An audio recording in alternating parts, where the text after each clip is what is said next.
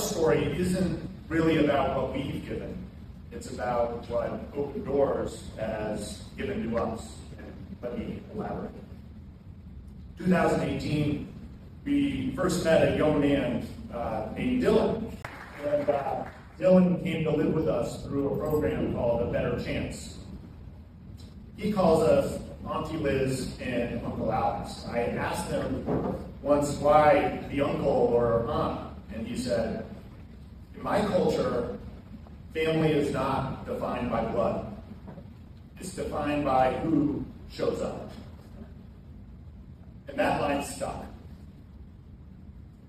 It quietly reframed everything for us. What Open Doors does, what this room does, is expand the definition of family. And Liz and I have had the privilege to watch that play out in our own home. When our son Oliver was 14, he came to us with an idea. He wanted to start something called Feeding 500. He wrote the mission himself. He said in the first line, this will be student-run, student-led, no involvement from parents. And as parents, we said that we felt slightly offensive, but also inspiring, and so we stepped back.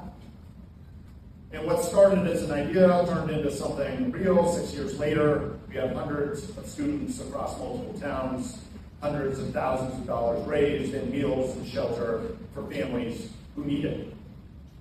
And I recently asked Oliver what has been the most meaningful part of his education. Not Vanderbilt, not the classroom. He said, Feeding 500. Why? Because that's where he learned how to lead, how to build something, how to care about people he did not know. My daughter Adelaide took a different path. She cared about something quieter, but just as powerful. Identity. The ability for anyone to walk into a room and feel as though they belong. So she created Fashion Forward, housed in Open Doors Community Closet, a place where girls could come and pick out stylish clothes and feel seen. And I got to go one night. And I watched the girls walk in with their heads down and leave smiling, standing taller, holding a bag like it was something more than just clothes. And on the way home, I asked Adelaide how it felt. And she paused and said, Dad, I don't really have the words, but I think it's the closest I've ever felt to God. And as a dad, you don't forget a line like that. And now Eloise, our youngest, is starting her version, adding skin beauty and products and prom dresses to the mix, because as she put it, sometimes confidence starts from the most simple things. She's learning in real time what leadership actually looks like, why club members show up to meetings, and why sometimes they don't. So when I ask myself, why am I standing here, the answer is pretty simple. Because somewhere along the way, this organization didn't just give our family a way to contribute, it gave us a way to belong. To something bigger than ourselves. To this community that doesn't look away. And here's the truth. Tonight it's our turn to be the students. Oliver learned how to lead. Adelaide learned how to truly see people. Eloise was learning how to build confidence in others. They chose missions that they believed in while benefiting the community, and had the amazing employees of Open Doors to serve as their guides and mentors.